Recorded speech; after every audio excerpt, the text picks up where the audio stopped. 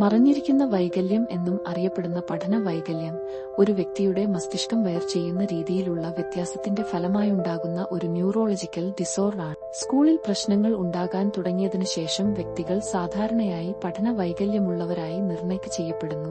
ഈ വ്യക്തികൾക്ക് ന്യായവാദം എഴുതുന്നതിനും തിരിച്ചുവിളിക്കുന്നതിനും വായിക്കുന്നതിൽ ബുദ്ധിമുട്ട് നേരിടുന്നു. വാസ്തവത്തിൽ ഒരു പ്രവർത്തനത്തിൽ മാത്രം ശ്രദ്ധ കേന്ദ്രീകരിക്കാൻ അവർക്ക് പലപ്പോഴും ബുദ്ധിമുട്ടാണ്.